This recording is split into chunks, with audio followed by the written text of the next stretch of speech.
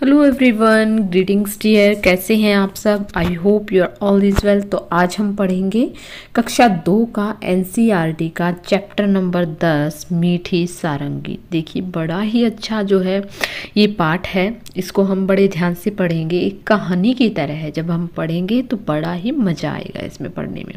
तो देखिए बेटा, सबसे पहले तो हम देखेंगे कि सारंगी क्या होती है। सारंगी क्या होती है? सारंगी जो है, देखिए आप पिक्चर में भी देख रही हैं, ये रही सारंगी। ये एक तरह का जो है संगीत यंत्र होता है जिसको कि बजाते हैं और उसमें एक ट्यून होती है, तो उसको सारंगी बोलते हैं। ठीक है, जैसा कि यहाँ पर हमने तस्वीर में देखा। तो ये क्या है? मीठी सारंगी हमारे पाठ का नाम है। तो आगे देखिए, आगे क्या दिया गया है? मीठी सारंगी। चलिए पढ़ते हैं। वीडियो को शुरू करने से पहले अगर आपने चैनल को सब्सक्राइब नहीं किया है तो प्लीज़ एक बार सब्सक्राइब का बटन जरूर दबाएं। अगर वीडियो अच्छी लगी है तो प्लीज़ लाइक शेयर भी जरूर करें अपने फ्रेंड्स के साथ। तो एक गांव में एक सारंगी वाला आया। वह सारंगी बहुत अच्छी बजाता था। रात में जब उसने सारंगी बजाना शुरू किया तब गांव के बहुत सारे लोग इकट्ठा हो गए। तो गांव में कौन आया था बेटा? एक सारंगी वाला आया था और वो सारंगी बहुत ही अच्छी बजाता था। और रात में जब उसने सारंगी बजाना शुरू किया तब गांव के बहुत से लोग इकट्ठा हो गए वहां पर। सारंगी की मीठी आवाज़ और सारंगी वाले के बजाने की कला से गांव के लोग दंग रह गए। दंग क्या होता है? हैरान रह गए, देखते ही रह गए कि देखो इसको कितनी अच्छी सारंगी बजानी आती है। सब लोग कहने लगे कि कैसी मीठी सारंगी है, क्योंकि वो बहुत ही अच्छी आवाज़ जो है उसमें से निकाल रहा था। तो देखिए यहाँ पर जैसे सारे गांव वाले इकट्ठा हुए हैं सारंगी को सुनने के लिए। तो आगे देखिए, आगे क्या है? आगे है कि आहा कितना आनंद आ रहा है। लोग कह रहे हैं कि आहा कितना आनंद आ रहा है। वहीं पास में बैठा हुआ भोला भी लोगों की ये बातें सुन रहा था। वह मन ही मन कहने लगा कि इन लोगों को सारंगी बहुत मीठी लगी, लेकिन मेरा तो मुंह मीठा हुआ ही नहीं। यानी कि वो तो कैसे कह रहे थे मीठी सारंगी, उसकी आवाज़ इतनी प्यारी थी, इस तरह से उसको मीठी बोल रहे थे। और जो है भोला ने सोचा कि ये तो सबको मीठी लगी, मेरे को तो मीठी लगी ही नहीं, तो ऐसा कैसे हो सकता है? क्या ये सब लोग झूठे हैं? थोड़ी देर बाद उसने सोचा कि शायद सारंगी वाले के पास बैठने से मुंह मीठा हो जाए, इसलिए वह सारंगी वाले के पास जाकर बैठ गया। रात के 3-4 बजे जब सारंगी वाले ने गाना बजाना बंद कर दिया तब लोगों ने सारंगी वाले से कहा, महाराज आपकी सारंगी बहुत मीठी है, हमें बड़ा ही आनंद आया, 2-4 दिन यहीं ठहरिए। ये बातें सुनकर भोला मन ही मन झुंझलाया और सोचने लगा कि ये लोग झूठ तो नहीं बोल सकते, सारंगी मीठी जरूर है। क्योंकि देखिए बेटा, वो तो जैसे कि वो जो ट्यून निकाल रहा था उसके बेस पर उसको बोल रहे थे कि मीठी है, लेकिन भोला ने सोचा कि ये टेस्ट में मीठी है, पर मुझे न जाने स्वाद क्यों नहीं आया। तब तक रात ज्यादा हो गई थी, इस कारण लोग घर नहीं गए, वहीं चौपाल में सो गए। सारंगी वाले ने भी सारंगी पर खोली चढ़ाई। खोली क्या होता है? उसके ऊपर जैसे कि कोई कपड़ा वगैरह डाल देना, और उसे अपने सिरहाने रखकर सो गया। पर भोला को चैन कहाँ। अब जब लोग नींद में खर्राटे लेते हैं तो उसको क्या सूझा, उसने एक जो है खर्राटे लेने लगे, तब उसने चुपके से उठकर उस सारंगी को उठा लिया और ऊपर का खोल उतारकर उसे जीभ से चाटने लगा। कुछ स्वाद भी नहीं आया। तो देखिए जैसा कि ये तस्वीर में देखिए भोला चाट रहा है इसको। देखिए यहाँ पर भोला सारंगी को चाट रहा है, लेकिन उसको कोई स्वाद नहीं आया, क्योंकि वो चाटने से मीठी थोड़ी ना होती है। तो अब उसने सारंगी को खूब हिलाया, उसके छेद को मुंह के पास लगाकर मुंह में उंडेला, पर सारंगी से एक भी मीठी बूंद नहीं निकली। तब लोगों की बेवकूफ़ी पर बहुत ही झुंझलाया मतलब कि जो है उसने सोचा कि लोग तो झूठ बोल रहे हैं। वो जैसे कि उसको सब कुछ पता है, लोगों को कुछ नहीं पता है। अब की बार उसने सारंगी को गांव से बाहर दूर ले जाकर फेंक दिया। वह लोगों की बेवकूफ़ी पर हंसता हुआ अपनी जगह पर आकर चुपचाप सो गया। उसने तो सोचा कि लोग बेवकूफ़ हैं और वो ऐसे ही बोल रहे हैं कि इसमें से जो है मीठा जो है ये सारंगी मीठी है, और उसने क्या किया, ये किसी काम की नहीं है, उसको ले जाकर गांव से बाहर फेंक दिया। सवेरा होने पर जब सारंगी अपनी जगह पर नहीं मिली तो सब लोग सब लोग और सारंगी वाला बड़े दुखी हुए। देखिए, लोग कहने लगे बड़ी मीठी सारंगी थी, पता नहीं कौन ले गया। भोला इस झूठ बात को न सुन सका और गुस्से से बोला, क्या खाक मीठी थी? मैंने तो उसे अच्छी तरह चाटा था, उसमें जरा भी मिठास नहीं थी। तुम लोग सब झूठे हो और बाबा जी की खुशामद करते हो। लोगों ने पूछा, पर सारंगी है कहाँ? तो उसने कहा, गांव के बाहर पड़ी है। लोगों ने भोला की बेवकूफ़ी पर सिर पीट लिया, यानी कि वो जैसे कि करते नहीं है कि अरे ये तो बड़ा ही पागल है कि सारंगी को बाहर फेंकाया। तो इस तरह से जो है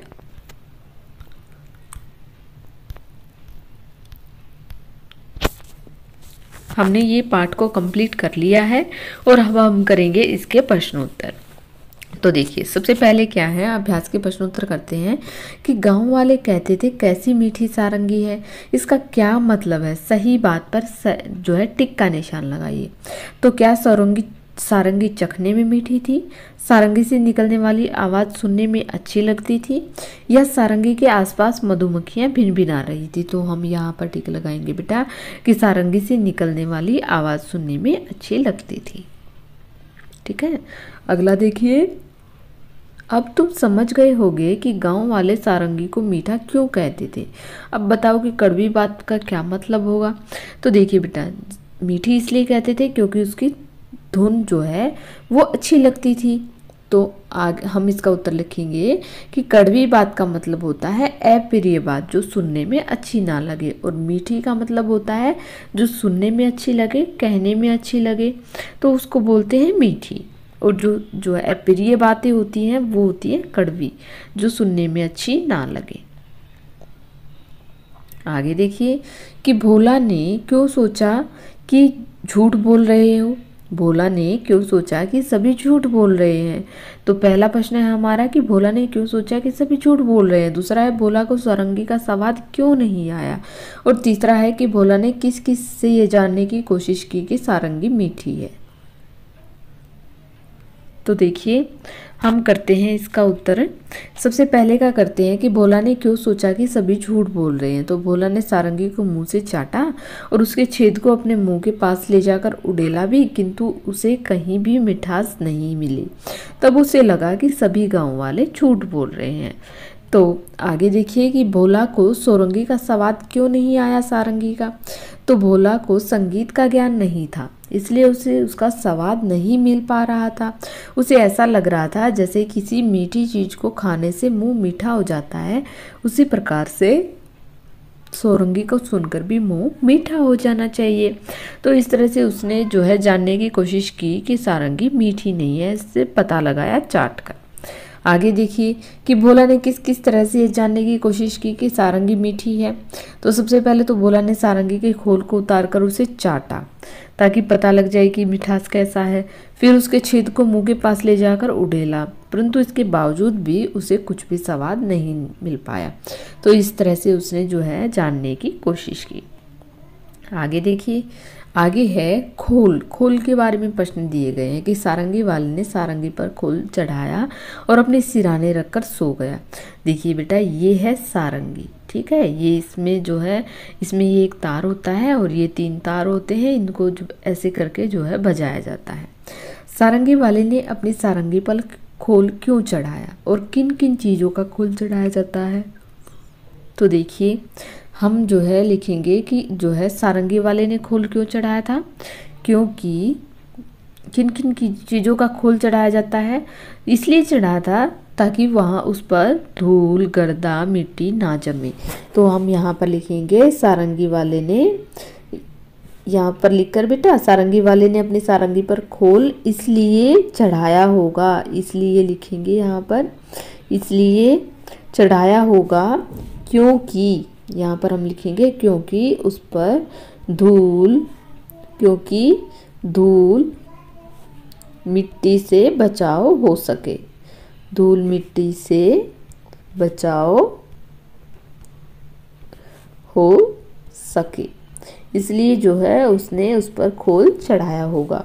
आगे है कि और किन किन चीज़ों पर खोल चढ़ाया जाता है, तो हम लिखेंगे कि देखिए तोशक पर, तकिए पर, सोफों पर कवर चढ़ा किया जाता है, हारमोनियम पर, गिटार पर, तानपूरा, चश्मा इत्यादि पर जो है खोल चढ़ाया जाता है। ठीक है, आगे देखिए गाओ और बजाओ, इसमें सारंगी, ढोलक, एकतारा, तबला, बांसुरी, शहनाई, ढपली, सितार, गिटार, हारमोनियम, ये क्या है बेटा, ये सारे वाद्य यंत्र हैं, ये संगीत के यंत्र हैं।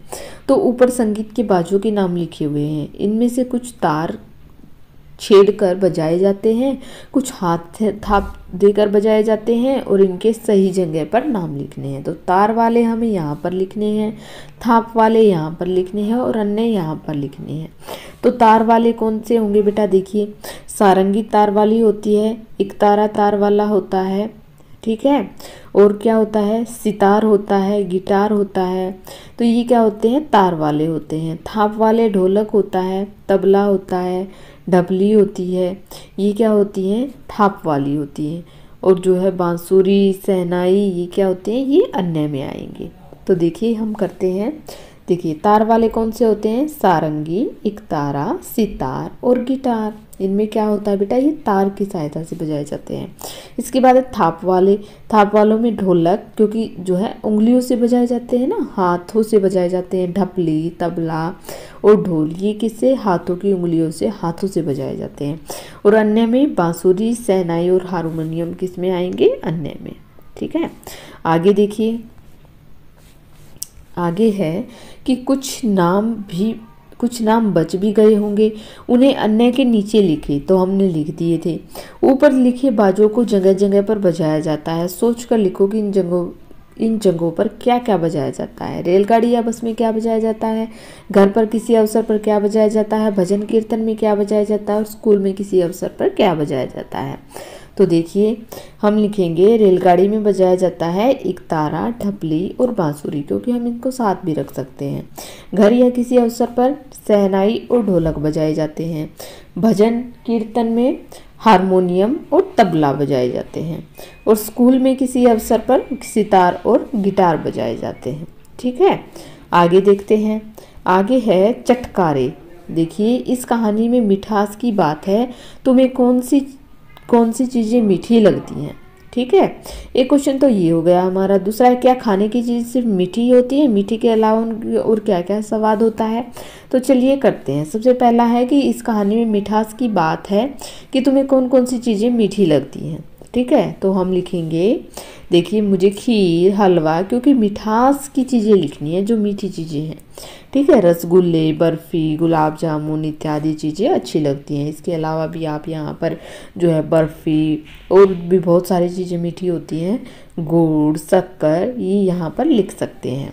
आगे देखिए, आगे जो है क्या खाने की चीज़ें सिर्फ मीठी होती हैं, मीठे के अलावा उनका और क्या क्या स्वाद होता है। तो नहीं, हम लिखेंगे उत्तर में नहीं, खाने की चीज़ें सिर्फ मीठी ही नहीं लगती, इनका स्वाद नमकीन, कंसेला, तीखा, खट्टा भी हो सकता है।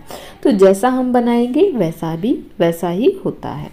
ठीक है, आगे देखिए, अब नीचे लिखी खाने पीने की चीज़ों को स्वाद के हिसाब से लगाना है कि आम, मिर्च का अचार, जलजीरा, नींबू, शहद, नमक, चीनी, दूध, आंवला, करेला, अदरक। तो इनको जो है खाने के हिसाब से लगाना है। तो चलिए लगा देते हैं हम। देखिए आम हम लगाएंगे, पहले आम, फिर हम नींबू, आंवला, जलजीरा। ठीक है, क्योंकि ये क्या होते हैं, थोड़े स्वाद में खट्टे होते हैं। अब हम मिर्च का अचार, अदरक, करेला और नमक, ये क्या होते हैं, थोड़े से तीखे होते हैं। इसके बाद चीनी, शहद और दूध, ये क्या होते हैं, मीठे होते हैं। तो इस तरह से हम जो है इनको लगा देंगे सीक्वेंस में। आगे देखिए, आगे है नीचे लिखे शब्दों को बोलकर देखो। तो बांसुरी, तो ये बेटा आपको खुद करना है, क्योंकि आप बोलोगे तभी तो आप सीखोगे। तो मेरे बोलने से तो आपको नहीं आएगा, तो आप खुद बोलो, इनको बोल कर देखो। क्या है ये, बांसुरी। इसके बाद बंसी, इसके बाद हंस, ये है हंस, हंस। अब नीचे दिए गए शब्दों में जो है एक तो होता है ये चंद्र बिंदु और एक होता है बिंदु, तो ये लगाना हमें। तो देखिए चांद में क्या आएगा, चंद्र बिंदु, चंदन में बिंदु, ठीक है। झांसी में जो है चंद्र बिंदु आएगा, झंझट में बिंदु आएगा, ठीक है। कंकड़ में बिंदी आएगी, कांपना, कांपना, यहाँ पर चंद्र बिंदी आ सकती है। इसके बाद चलिए हम कर लेते हैं इसका आंसर। देखिए चांद में चंद्र बिंदु, ठीक है, क्योंकि यहाँ पर जो है किसी में भी बिंदी या चंद्र बिंदु नहीं दिया गया है, हम यहाँ पर अपने आप लगाएंगे कि जिसमें भी लगता है। चंदन में बिंदी लगेगी, मंगलवार में बिंदी लगेगी, मांगना में चंद्र बिंदी, सुंदर बिंदी, सांप में चंद्र बिंदु। तो इस तरह से हम इनको, झांसी में चंद्र बिंदु लगेगा, झंझट में बिंदी, इसमें लगेगा बिंदी, कंकड़ में, कांपना में लगेगा चंद्र बिंदु, अंधा में जो है बिंदी लगेगी, आंधी में लगेगी चंद्र बिंदु, ठीक है। हम इस तरह से लिख देंगे, ठीक है। आगे जो है आपका ये अभ्यास के प्रश्न यहाँ पर होते हैं कंप्लीट। आई होप आपको तो आ गए होंगे समझ में। अगर आपको फिर भी कोई दिक्कत है तो आप मुझे कमेंट बॉक्स में अपने क्वेश्चन कर सकते हैं। तो thank you, thanks for watching.